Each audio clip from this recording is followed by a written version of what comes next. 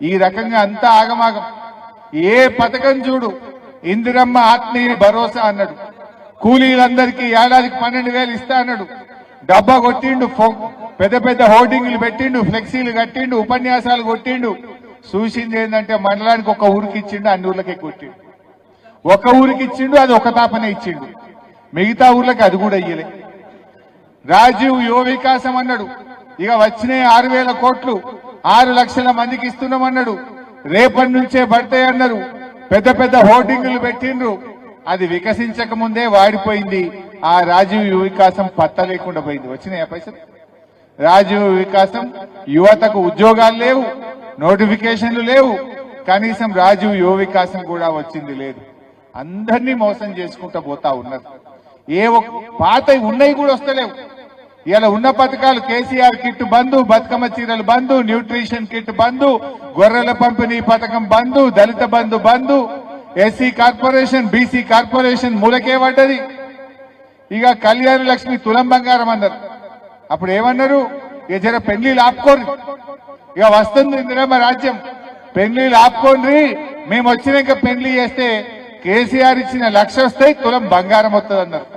బంగారం అయితే రాలే కానీ ధర మాత్రం 1,40,000 అయింది. తులం అయిందా లేదా? ధర మాత్రం పెరిగింది, ఇచ్చే తులం మాత్రం రాలే.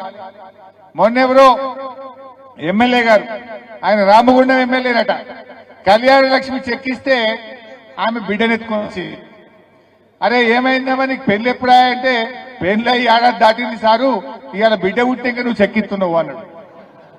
అంటే ఏడికి వచ్చింది కళ్యాణ లక్ష్మి? కేసీఆర్ ఉండగానేమో లగ్గానికి ఇచ్చిండు, వీళ్ళేమో 21 దినానికి ఇస్తురు, పిల్ల పుట్టానికి ఇస్తురు.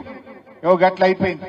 ఇవాళ కళ్యాణ లక్ష్మి దాదాపు 900 కోట్ల రూపాయలు కళ్యాణ లక్ష్మి కింద ఈ ప్రభుత్వం బకాయి పడ్డది. ఆ ఇచ్చే 1,00,000 రూపాయల చెక్కులు కూడా ఇవాళ సకాలంలో రానటువంటి పరిస్థితి ఏర్పడ్డది.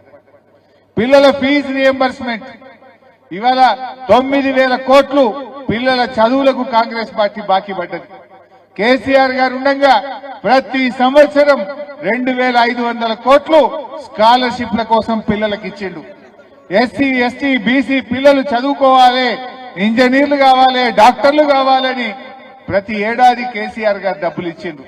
కానీ రేవంత్ రెడ్డి గారు వచ్చినాక ఎస్సీ ఎస్టీ బీసీల స్కాలర్షిప్లు ఆగిపోయినాయి, పిల్లల చదువులు ఆగమైతా ఉన్నాయి. ఆ పిల్లల చదువులకు కూడా ఈరోజు సాయం చేస్తలేరు. తండాలు బాగుంటాయి మా నర్సాపూర్లో, మా సునీతమ్మ కష్టపడి కేసీఆర్ గారి దగ్గరకు వచ్చి మీ తండాలన్నీ గ్రామ పంచాయతీలు చేసినాం. ఇవాళ మీరు సర్పంచులు అయిందంటే కేసీఆర్ గారి వల్ల ఈ తండాలకు ఇవాళ మీరు సర్పంచులు అయింది. ఆనాడు కేసీఆర్ కదా 10 ఏళ్లు కొట్లాడినా తండాలు గ్రామ పంచాయతీలు కాంగ్రెస్ వాళ్ళు చేయలే. కానీ కేసీఆర్ గారు మీ తండాల మీరే పాలకులుగా ఉండాలని మిమ్మల్ని సర్పంచులుగా చేసిండ్రు, గ్రామ పంచాయతీలుగా చేసిండ్రు. ఈరోజు కాంగ్రెస్ వచ్చినాక ఏమైనా ఇచ్చిందా? కేసీఆర్ 10% రిజర్వేషన్ ఇచ్చిండు ఎస్టీలకు, తండాలు గూడాలు గ్రామ పంచాయతీలు చేసిండు, ఇవాళ మంచి రోడ్లు వేసిండు, మంచి నీళ్లు ఇచ్చిండు తండాలకు. కానీ ఇవాళ కాంగ్రెస్ వచ్చినాక మా ఎస్టీలకు ద్రోహం చేసింది కాంగ్రెస్ పార్టీ. కనీసం లంబాడీలకు మంత్రి పదవి కూడా ఇయ్యని పార్టీ కాంగ్రెస్ పార్టీ. తండాలలో పైసా పనిచేయలే, ఆ పిల్లలకు ఉద్యోగాల నోటిఫికేషన్లు ఇయ్యలే. ఇవాళ అందరినీ కూడా మోసం చేస్తున్నటువంటిది ఇవాళ ఇబ్బంది పెడుతున్నారు. ఇదే నర్సాపూర్ నియోజకవర్గానికి తండాలకు రోడ్లు వేయాలని 54 కోట్లు ఆనాడు కేసీఆర్ గారు స్పెషల్ ప్యాకేజ్ 54 కోట్లు ఒక నర్సాపూర్ తండాల కోసం ఆనాడు బీఆర్ఎస్ ప్రభుత్వం ఇచ్చింది. ఇవాళ ప్రజలకు అర్థమైంది, తప్పకుండా భవిష్యత్తు మనకే ఉంటది. ఎన్నికలు ఎప్పుడు జరిగినా ఈ రాష్ట్రంలో మళ్ళీ బీఆర్ఎస్ ప్రభుత్వం వస్తుంది, కేసీఆర్ గారు ముఖ్యమంత్రి అవుతారు. అందులో మనం మంచిగా పనిచేద్దాం. ఇవాళ కాంగ్రెస్ వాళ్ళు ఏం చేస్తున్నారు? ఏదన్నా మంచి పని ఒకటన్నా అయిందా? అందాల పోటీలు పెడతారు. ఎవరికి పనికొస్తాయి అందాల పోటీలు? 100 కోట్లు ఖర్చు పెట్టి అందాల పోటీలు పెడతాడు రేవంత్ రెడ్డి. 100 కోట్లు ఖర్చు పెట్టి ఫుట్బాల్ ఆడతాడు రేవంత్ రెడ్డి. నువ్వు ఫుట్బాల్ ఆడితే మాకేమొస్తుంది? నిన్ను ఫుట్బాల్ ఆడే రోజులు దగ్గరలోనే ఉన్నాయి బిడ్డ రేవంత్ రెడ్డి. నువ్వు ఫుట్బాల్ ఆడు కాదు, నిన్ను ఫుట్బాల్ ఆడతారు తెలంగాణ ప్రజలు.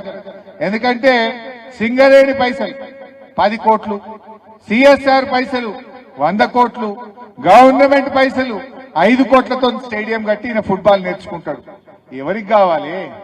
బీఆర్ఎస్ ఉన్నప్పుడు మన గవర్నమెంట్ ఉన్నప్పుడు సింగరేణి పైసలతో స్కూళ్లు కట్టినాం, కాలేజీలు కట్టినాం, పిల్లల చదువుల కోసం ఆలోచన చేసినాం.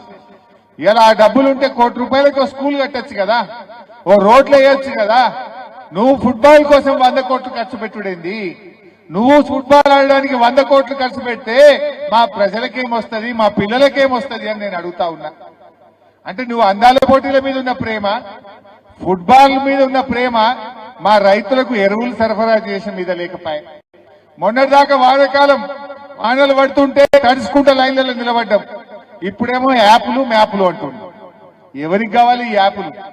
కేసీఆర్ ఉండగా యాడ్ చేసుకొని అరే ఆటో ఆయనకు ఫోన్ చేసి నర్సాపూర్కి వెళ్ళి రాగా 4 బస్తాలు వేసుకురారా అంటే వాడు 4 బస్తాలు వేసుకొచ్చి మీ ఇంటికాడ వేయలేదా? ఆటో డ్రైవర్కి చెప్తే ఇంటికాడ వేసిండా లేదా? ఇప్పుడేం కోస పొద్దుగా లేచి సర్ది కట్టుకొని వచ్చి లైన్లో నిలబడుడేంది? ఇప్పుడు మళ్ళీ యాప్ అంటుండు. ఈ యాప్ ఎందుకు నాకు అర్థం కాదు. పంట వండి వేయడానికి మనకి ఏం కావాలి? ఇంత నీళ్లు కావాలి, ఇంత కరెంటు కావాలి, ఇంత ఎరువులు కావాలి. రేవంత్ రెడ్డి ఏమంటుండు? యాప్లు కావాలి, మ్యాప్లు కావాలి. నీ యాప్లు ఎవరికి కావాలి, నీ మ్యాప్లు ఎవరికి కావాలి? ఇన్నేళ్లు ఎరువులు రాలేదా?